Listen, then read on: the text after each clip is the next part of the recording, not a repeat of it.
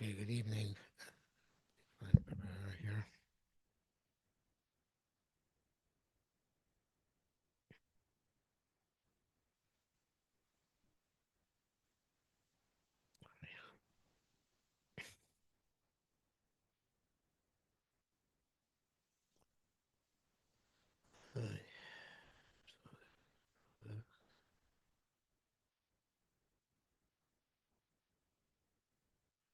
We have to pay.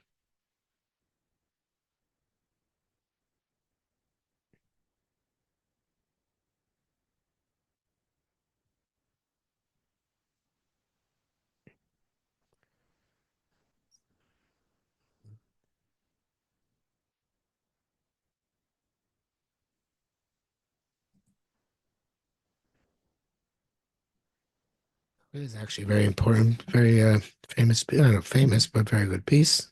Wait a second.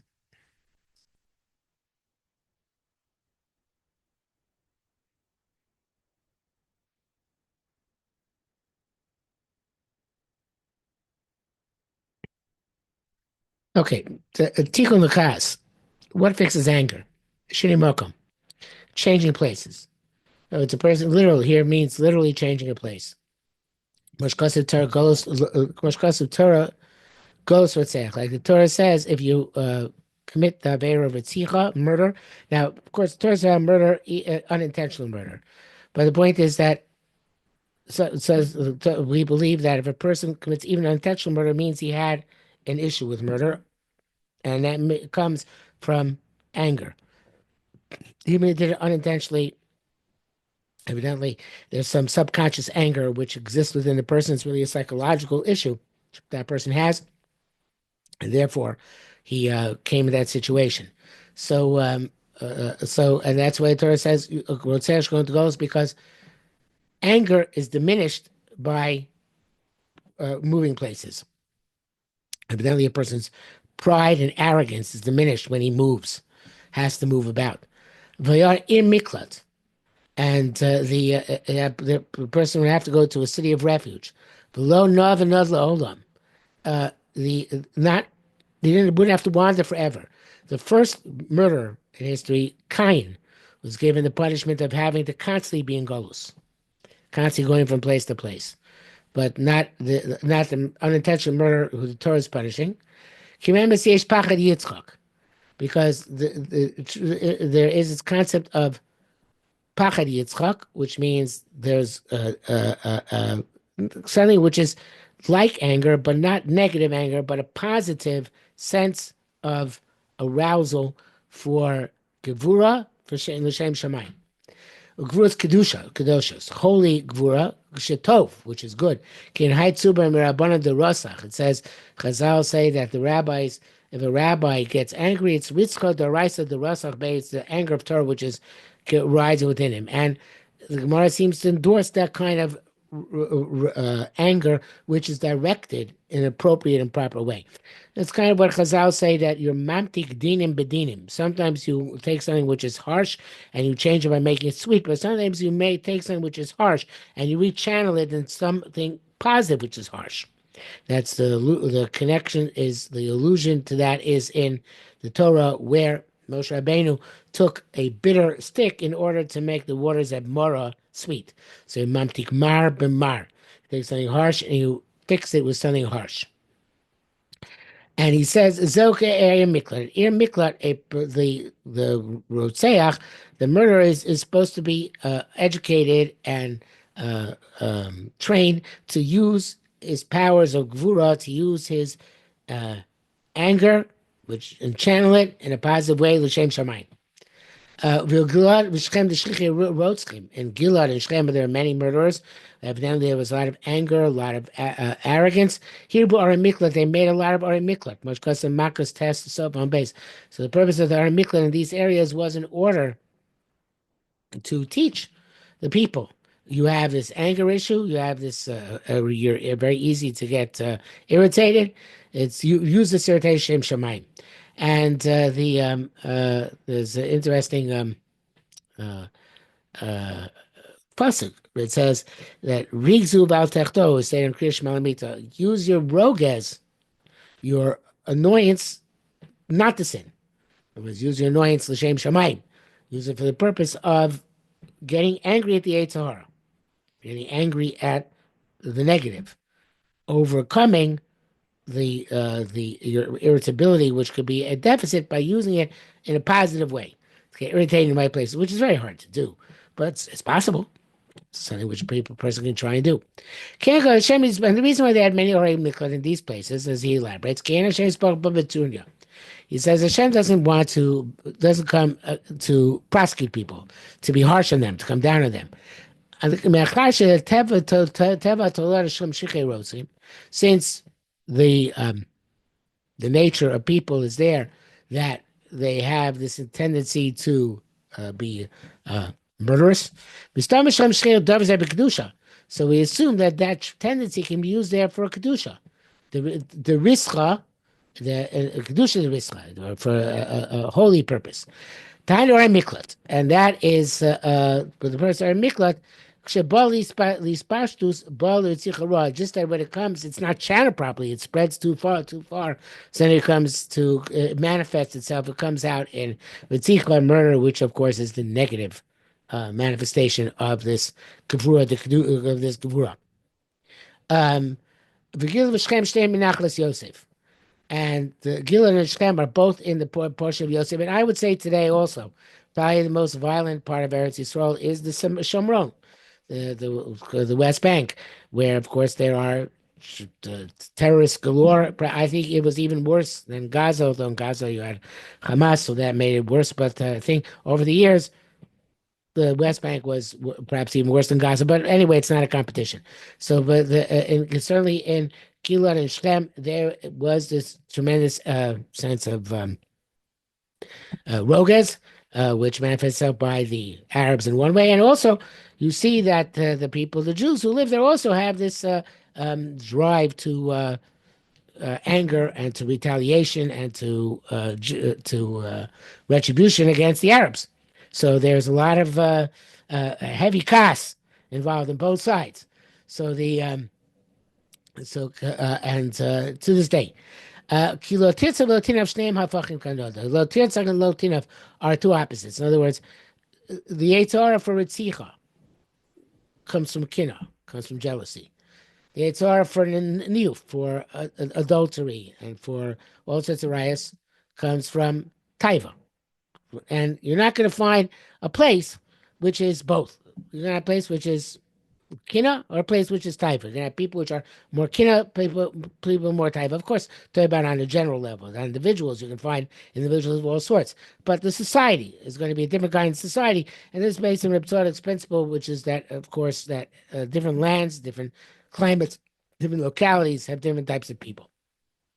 So in a play, Yosef was known, of course, to be very, very much Goder Barayas, very much fenced in and be able to maintain his kedusha when confronted with nisyonos, with temptations like the wife of Potiphar. And that's why Yosef is called Yosef HaTzaddik, because he was able to fight the Yetzer Hara of Arayas successfully. But sometimes the way you fight the Yetzer Hara of Arayas is by this idea of taking your taiva and suppressing it or rejecting it with a sense of zealotry, kina, l'shem shamayim. So that's why, of course, it says that Pinchas, who was the big kanoy, was on the one side descended from Aaron, but the other side descended from Yosef. So he had this idea of this measure of kina within him, and b'shamati, and it says there's a pasuk shir shem sarech ke'eda ahizim agolesh min hagilad. Your hair is like a herd of goats, which is flowing down from the Gilad. So the hair, that's a praise of the hair of the woman in Shir Shirim, that it was like black goats. I guess a herd of black goats looks very beautiful. I can't tell you. But anyway, so why hair and Gilad? Ke'adua, as is known, Seyar hu adinim. The hair of a person represents judgment. That's why the hair of the head is supposed to be cut short. The hair of the beard represents chesed. The hair of the head represents din. So therefore, it's supposed to be cut short.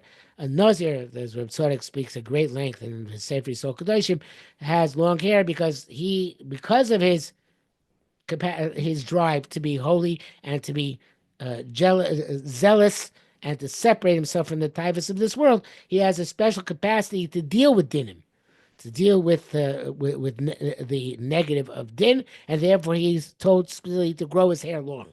There's a whole discussion of that at length over there. So Kedu Sear Dinim, Bagvur Adam.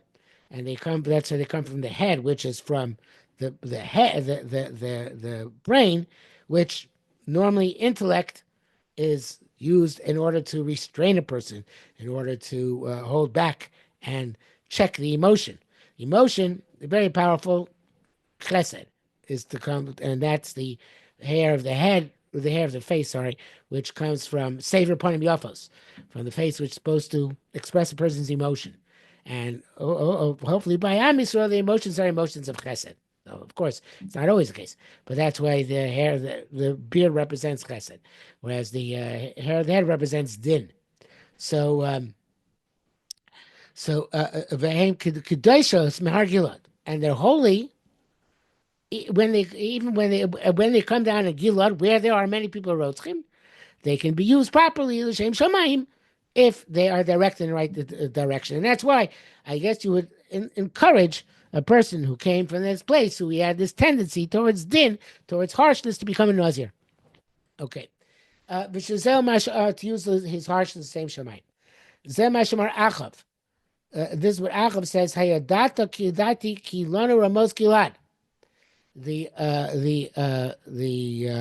Did you know that Ramos Gilad belongs to us? I believe he said that to the king of Syria.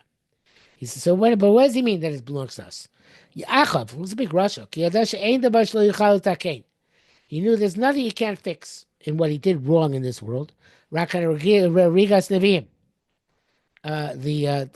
the killing of the prophets, which he killed many of the Nevi'im to Hashem.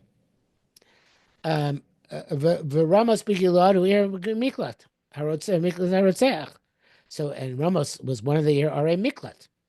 And he wanted to say, right? He wanted to say, no, it's true, I had this tendency of murder, but I can fix it because I can use it for Kedusha. He says, Zel Kilonu, it's for us, meaning that I can use it for the Shem Shamayim. Not sure why he has quotation marks here. I think he was just to emphasize that he's saying it is for us. Avlet he wasn't successful. He didn't fix it in the end. He didn't fix his chait of murder, and that did him in.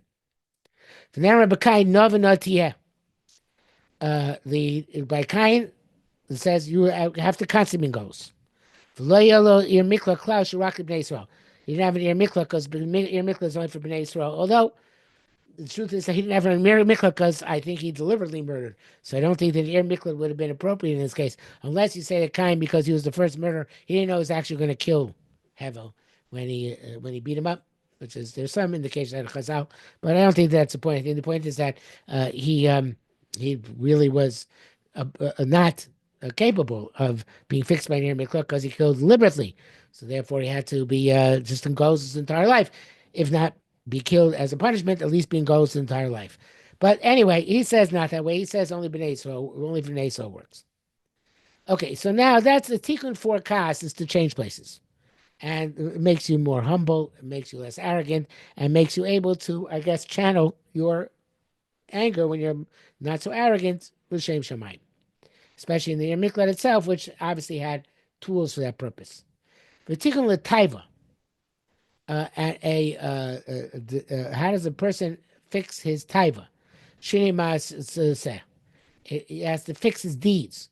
Because that was a tikkun for kina, for jealousy, and for murder, to move places, to make yourself, to put yourself in a place where you're not familiar, a place where you feel that it's not your place, and you therefore lack that confidence and lack arrogance. But when you have a taiva, then it's shinei maaseh. You have to change your deeds, okay? Because you have to change what you're doing, because this is something where we're not interested in changing your positive direction. And chesed is always a more positive direction, whereas gevura is a less positive direction. Therefore, it has to be either you have to channel it differently, or perhaps even eradicate it altogether if you can, because there's an opinion in Chazal that all anger is bad and you shouldn't get angry at all. And perhaps that or air miklat, it's not just channeling the anger; it's completely destroying the anger. The Reb Tzadok doesn't say that here, but that's a possibility. But by taiva, we need you to change it. And how do you know you change it? So it says that if you confront the temptation with the same kind of woman, the same time, the same place, and same circumstances, you know you changed your meisim.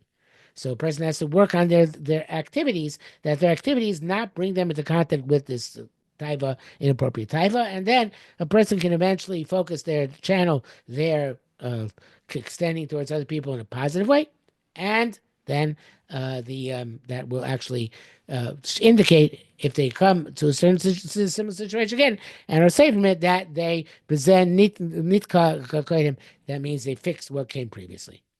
Particular covered. And what a person is afflicted with kavod, which is we have kina, taiva, and kavod, right? The last of speed negates ours. So what do you do with kina kavod? Shini Hashem. That you change your name to say I'm not longer the same person. My whole kavod came from my name. I'm not the same person anymore. It's a fascinating idea, right? This works for a sick person. Why do we change people's names? Because sometimes one person is pushed up because another person. It says that David HaMelech had to die because Shlomo HaMelech's time to become king had come along, right? So therefore, David HaMelech had to die, and Moshe had to die because Yeshua's time had come along. So so that's Itche Gavra Mekame Gavra. One person is pushed aside because of another person. Kanoida. So, but it says by Moshe Rabbeinu, it has this idea. Moshe said, "Okay, according to the Medrash, he said, I'll be a nobody, and then you won't have to kill me, because Yoshua will be able to take over, and I'll just sit in the back of the base Medrash and be a nobody." And Moshe saw it wasn't going to work, so they would say, "No, it's not going to work. You have to take me away." But that's the idea. If you take away a person's kavod, so then you take away a person's kavod, he's not going to have to be pushed aside, right? It's not because he's no longer representing the person he once was. He doesn't have that covenant anymore, so therefore he doesn't have to be pushed aside for the next person whose turn it is. So a person so a chayla, sometimes he's sick because it's time for him to go because the next person has to come. So, but that's only because he has a certain kavod which somebody else is supposed to get now. So if we take away his kavod by changing his name, it's a fascinating idea. Take away his kavod, changing his name, he won't have to be killed. So it's a fascinating idea because normally you understand that Shinei Hashem by Chola is to say he's not the same person. He should have a different mazel. He should have a different mazel, different flow from Shemaim. But he is saying the reason why a person's name is changed is in order that he should not have the same covenant he had before. Because the person's covenant is associated with his name, right? If a person has a famous name, we take it away from him. It'll take away the covenant which was attached to him. And Malchus is called any type of covered, any type of honor, any type of governance. So we want if you take it if another person has to take over. So then even if you're not really a melech, but you're just like a regular guy, but you have some sort of governance, some sort of honor should be taken away in order to be able that you shouldn't have to be pushed aside. You should have to be die out of this sickness. Feel at least a banov, even his wife and kids. It can be called he can be called a melech. So therefore, to take it away is to fix that covenant. There's no Jew who is not called the son of a king. Every Jew has a certain type of malchus. So therefore, sometimes that malchus is taken away. That's why a person becomes sick and dies. Maybe if you change his name and his covenant is taken away from him, maybe he doesn't have to die. Days in exile from him. So that's why sometimes he has that gzeir against him. But tikun lezeh, and the fixing for this, Shinei Hashem to change the name. But anyway, Gavra Cloud, and he's not that person anymore. And me and Payalfi follows up on this idea. So it says that this is very long. No, it's okay. Because one king cannot touch another one. Like I just mentioned, by David and by Moshe. And the way to get out of this, hederkina, is the absolute lack of jealousy of other people. She'askim she'afil Hashem Yisparach oro b'chayav. That should agree that Kodesh Baruch Hu should diminish his light during his lifetime. V'zach or acher, and another light will shine. Moshe Kos, like it says in Medrash Tanchuma, V'eschan, and Medrash Rav, V'elch, Moshe Rabbeinu. Shenistamu in front of me, Menamayos Chachma. From the pathways of wisdom were closed off for him. V'alev Nei Yoshua. And he stood in front of Yoshua and was willing to be mavatal, to negate himself to Yoshua. Shomar Rabbi said in the final analysis, I can't do it. Shomar kuf misas looking achas. Better try 100 times not to be jealous. A person is never jealous about his Talmud. I didn't hear he was jealous of Yoshua. Reb Tzadok says a very big chiddush. This is not normally the way we understand it. A person is not jealous of his son, of his Talmud after his own death. Okay, in other words, I'm not jealous that my Talmud should have a greater position than me after I die. But evidently, during a person's lifetime, it's not so simple. Even during a person's lifetime, a Rebbe can be jealous of his Talmud, which is not the way it's normally understood. Normally, it's understood that Rebbe is not jealous of his Talmud even during his lifetime. Here it seems only after death he's not jealous. Anyway, but the reason why Moshe Rabbeinu said, I can't overcome the Kina is Mishum Nakati Lo Avar Yardana, because they didn't pass the Jordan River. The story in the Dharm is that Ula was coming from Chutzaretz to Eretz Yisrael. He was coming along with two goyim, and one guy killed the other guy. And then the killer said to Ula, "Did I do good?" And Ula said, "Yes, you did a good thing." And according to the simple meaning of Gemara, though it's not so simple, there's the how to understand it. Ula has helped in finishing murdering the first guy, the killed guy. In other words, killed guy was still not completely dead. Ula went and helped to finish the murder. And he felt bad about it when he got there. So according to others, just encouraged him verbally. But in any event, he felt bad about it. He went there, got there. So, and asked Rabbi Yochanan whether he did okay. Rabbi Yochanan said, yeah, it was okay. He was dead anyway at that point, even though you just helped, the finishing touch, or just encourage him at the end, but it was okay. And then Rabbi Yochanan was astonished. How could the murders take place in Eretz Yisrael? It says, it's a person has an angry heart, but not in Eretz Yisrael. So, and then it said, no, we hadn't passed over the Jordan River yet. So Rabbi Yochanan said, oh, I understand. So, of course, even today among Jews, there's much less murder in Eretz Yisrael than anywhere else in the world.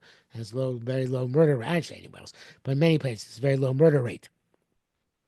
But the idea is that in Chutz La'aretz, there's a Lev Ragos. In Eretz Yisrael, I don't think today it's the way it's supposed to be. I'm sure there's a lot of anger and animosity in Eretz Yisrael, even though there's less murder.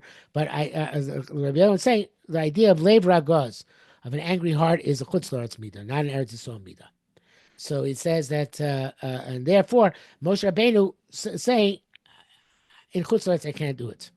Yoshua is supposed to lead them into Eretz Yisrael. I'm supposed to have to give up to him now. In Chutz La'aretz, I can't do it. Maybe in Eretz Yisrael I could do it, but not in Chutz La'aretz.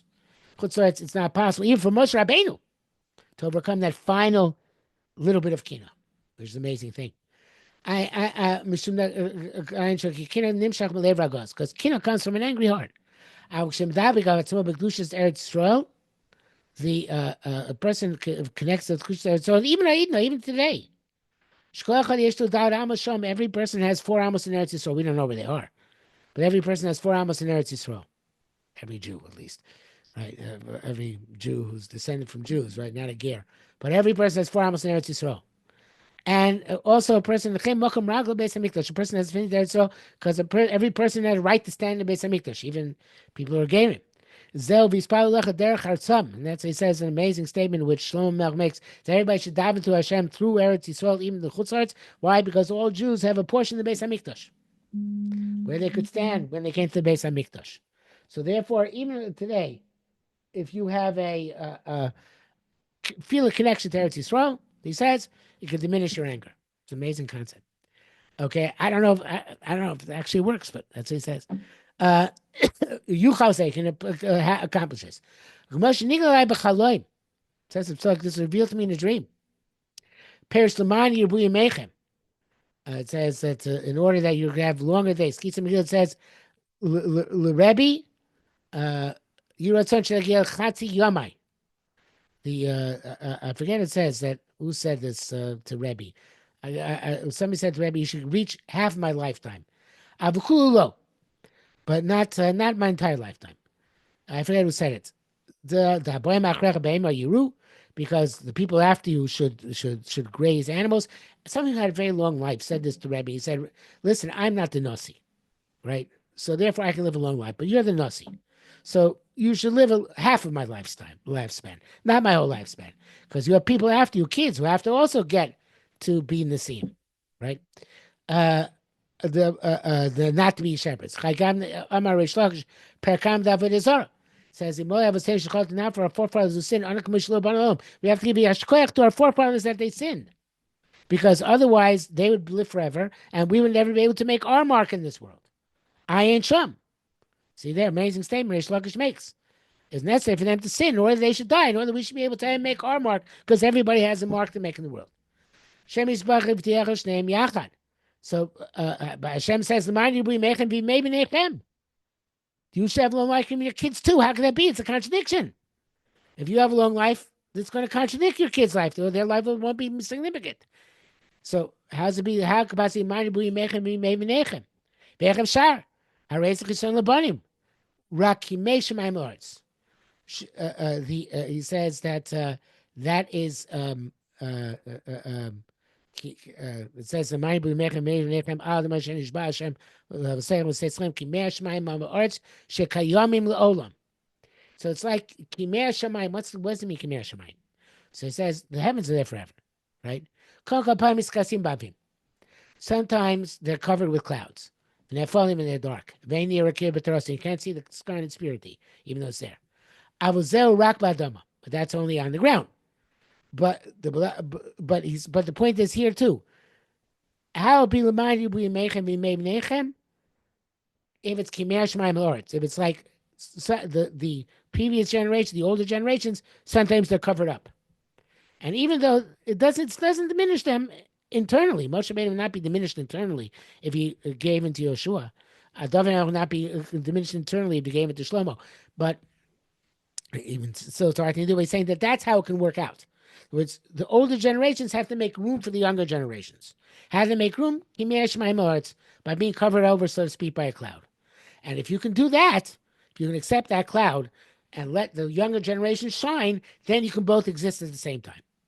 It's a beautiful shot. So is only if the older generation is like the heaven over the earth, that sometimes it's clouded up.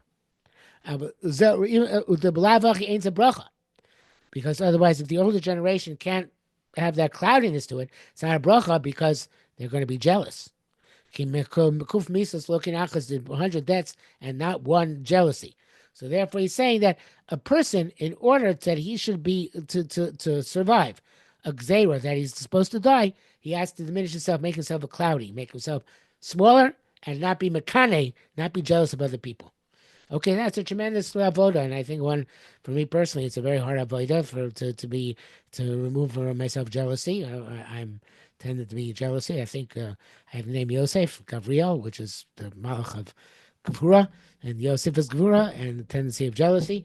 Shakash Baruch Hu should be mezak and me also to take these words that we learned from Tzaddik today to heart, not be jealous of other people, not have this type of kina, and we should all be zoicha that way to find our proper place. And I want people to have their other places, for us to shine when appropriate, for them to shine as appropriate, and this way should be zoicha to harichus yomim and to be zoicha to Ratzon Hashem properly on this earth.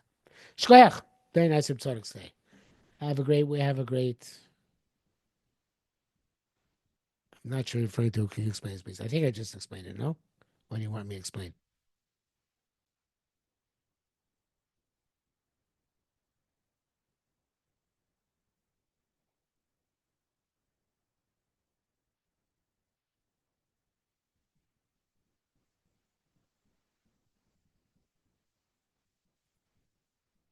Okay, you asked me WhatsApp because I don't see you writing anything more else. Anything else you want to ask on WhatsApp.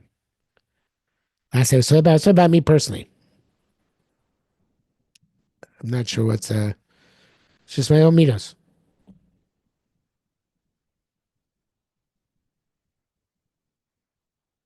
Okay. Take care.